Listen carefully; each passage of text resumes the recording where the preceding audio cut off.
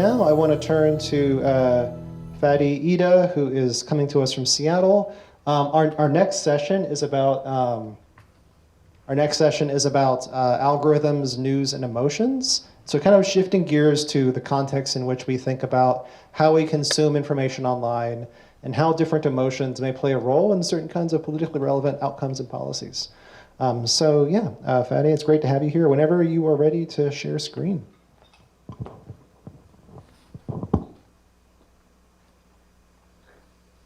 Can you all hear me?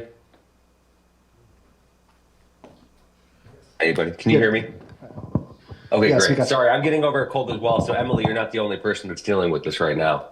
So I'm really excited to present some of the work that I have that's in progress right now. This is Michael's first authored work, and I'm just going to be the person presenting it. But we both are interested in this idea of threat and how it affected people's political beliefs. And many things in the world can be threatening. You can be threatened by terrorism. You can be threatened by changes in climate change. You can be threatened by unclean water access. You can be threatened by genocides. And one question people might have is, how might these threats actually have an effect on our political beliefs? Do they affect people's political beliefs or do they not? Does it matter on the type of political belief or the type of threat that's examined? Now, if you look closely at the literature in threat and politics, excuse me, you'll note that most of the research on threat and politics involves Islamist terrorism. Now, there are research areas outside of that, but I would just point that out as a sort of a preliminary step, that much of the work that we're studying on threat politics really is about terrorism. And so we asked, what if the threat came from the police? And I think the importance here is this is a group that we might oftentimes think of as some group that might ameliorate concerns of threat. They might be serving as an antidote to feelings of threat. And so this is work that has been done in the past, but I will say that our work, I feel like, is adding quite a bit to this literature. All right, let's see if I can click on the next thing. And police brutality is defined as an excessive use of force. This is something that's relevant in the US, obviously with the murder of George Floyd in 2020 and many other people. But this is something that happens beyond just the US borders. This happens in Germany as well, just as one example. So this is something that you see through multiple cultures. And our research aims today, we're just basically asking, do these types of threats from the police, threats from police brutality, do they have an effect on political beliefs? Which emotions might play a role in these effects? And how might political ideology moderate some of these results? Okay, so the first potential finding would be that when people are threatened, they're more likely to support conservative beliefs. If you think about the threat of Islamist terrorism, just one example, people were more supportive of George Bush. They were more supportive of invasive political policies. There was a higher prevalence of crime rates. And so this is the motivated social cognition framework. And I will say there are some critiques of that work, including my own paper, but also work by Abby and Mark that presented some of their work earlier today. Now, in contrast, my work is basically arguing when people are threatened, they might use emotion as a facilitator to shift people's political beliefs in relevant directions. So if you're threatened by healthcare access, you might be angry or frustrated or fearful, and those things might influence your healthcare beliefs, just as one example. And we've had a lot of research on this overall. So what I'm going to be presenting today are two studies. One secondary analysis of cross-sectional US data, and then an experimental manipulation where we manipulate the type of threat that people are experiencing. So here's study one. This is the study that we got from the Roper Center for Polling Research. It's a really great tool. I highly recommend it as a great place to get sort of study one data. You can basically get data from a variety of polling organizations. So if there's questions that you might find interesting, here's a really good way to do it. And this actual particular poll here was about George Floyd's murder.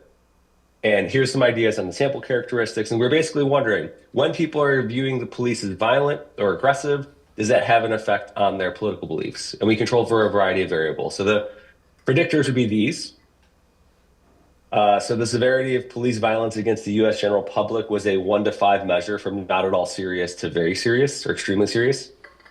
And whether or not people saw racial bias in policing. And so the question they were asked is, do you feel that blacks are disproportionately experiencing police violence compared to whites, the opposite, or if you think that the effects are equal and it doesn't have an effect on race itself?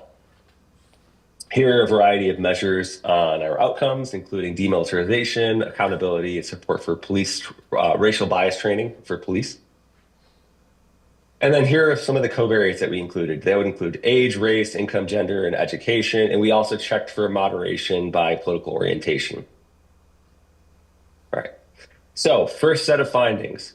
Do severity of police violence or racial bias in policing have an effect on demilitarization? That's what we generally find here. So if you were mistreated by the police, or if you view that police violence is serious, or that you think that these effects are more likely to experience by Black individuals, you're more likely to support demilitarization, where you're finding lower support for conservatives and higher support for white participants. You find a similar pattern of results for the most part for police accountability measures. And you also find a similar pattern of results for racial bias training. And one question a lot of people had was whether or not we found any evidence of moderation by political ideology. And what we're basically finding here is the people that are shifting the most are conservatives, conservative individuals. When they start seeing that police violence is a serious issue, they're much more likely to think like and have similar attitudes to liberals. So to summarize, and this is just one of the many findings that we found here, but I didn't want to present 15 different moderation effects. But here's just one.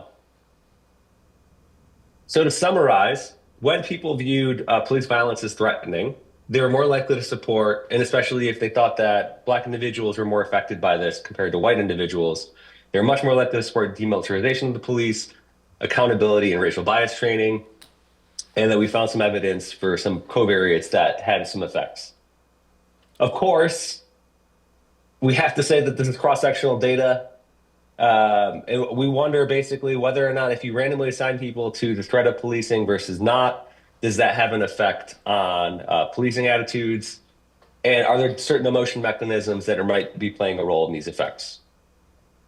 All right, so here's study 2. Again, we have more than 2 studies, but I'm just presenting 2 for the sake of time.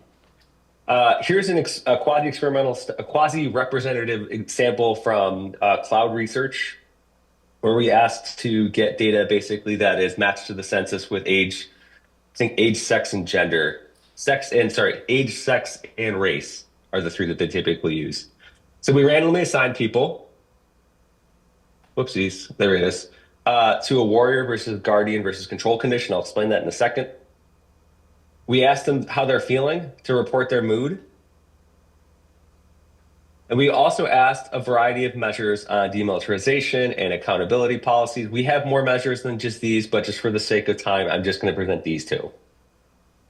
And we also included political ideology as a moderator. And in this case, we asked people to rate or evaluate their level of social conservatism and then also fiscal or economic conservatism. And so they rated this on a 1 to 5 scale.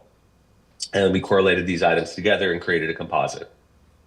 So this is what people saw when they were thinking about the warrior condition.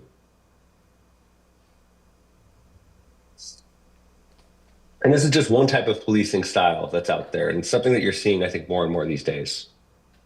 Now, another type, and this is a comparison group for us, basically, is we're reminding people of the police, but we're thinking about the police as a social work sort of model, where they are helpful members of the community, and they're acting and facilitating issues that citizens are basically facing. Now, the control condition in this scenario is just a condition about the differences between food allergies and food intolerances. It's not intended to affect emotion or threat, and so that's why we have a comparison group. All right. Hold on a second. All right. Here's what we found. When you're looking at fear and anger, people in the warrior condition are reporting much higher levels of both fear and anger relative to both other conditions, as you can see here. And what we're also finding is that this warrior condition specifically, this warrior cop condition specifically, has effects on both demilitarization as well as support for accountability. So people in these conditions relative to control, at the very least, are more supportive of demilitarization and accountability towards the police.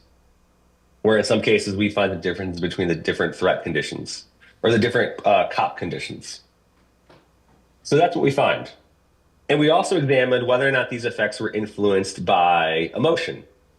And so generally speaking, we're not finding much for fear overall, as you can see in this middle panel here.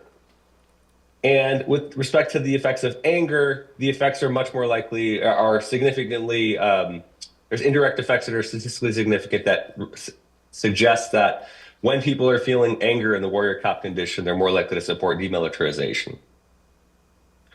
And we didn't find any evidence for attitudes, moderation of political ideology by attitudes on demilitarization or accountability. But where we are finding some evidence of moderation is that liberals tend to experience more anger and fear relative to conservatives when they're in that warrior cop condition. So while their attitudes might, the degree to which these threats having an effect on their political ideology or political attitudes are about the same for liberals and conservatives. Of course, their baselines are going to be different. Liberals specifically are experiencing more emotions, more negative emotions. And so what does this find? What do we find altogether? Well, when you're thinking about police use of force, and you're thinking about violence from the police, that does increase support for demilitarization and police accountability. The salience of these effects increases support for these beliefs, especially in cases where you're finding experimental manipulations. And then anger is the more consistent emotional mechanism linking police violence and policing attitudes. So thank you so much. I'm happy to take questions. All right, great, thank you. Yep. So let's see. We have, I think I see one saying, thanks for joining us. All right. I guess, does anybody have any questions here in the room or online? Yeah. I guess my question is that conservatives is too big a term in the context in America right now. And my bet is that if you could separate out, Republicans from Trumpians, that you would get a different point of view. And, cruelty is the point, right? And if that's true, then you would expect to have a different outcome. That's interesting. Yeah, I think that's a great question. So if I totally echo those views. And actually in my quote that I sent to Daryl, I was making a point about this, that we need to have more nuanced or fine-grained measures of political ideology or political issues, political beliefs, how you affiliate. And so maybe measuring conservatism as a measure of how much you have sort of positive evaluations towards Trump could be a pretty good measure, a pretty good way to examine that question. So I think it's a really great idea. Great. Anybody else? There's a question from James. Oh, yeah. I see that in the webinar chat.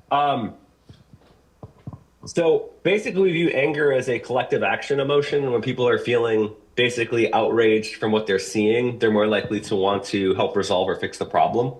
And this is something that we see with threats from healthcare access, corporate misconduct, the environment, and threats from Islamism. In all of these cases, anger is playing the most prominent emotion in shifting people's political beliefs. And basically the idea is that you're much more likely to be focused on the particular act. You're more likely to perseverate or ruminate about it. And anger is very much a collective or a fuel for action. So those are some of the reasons that we're thinking that it has an effect. Great. Well, thank you very much.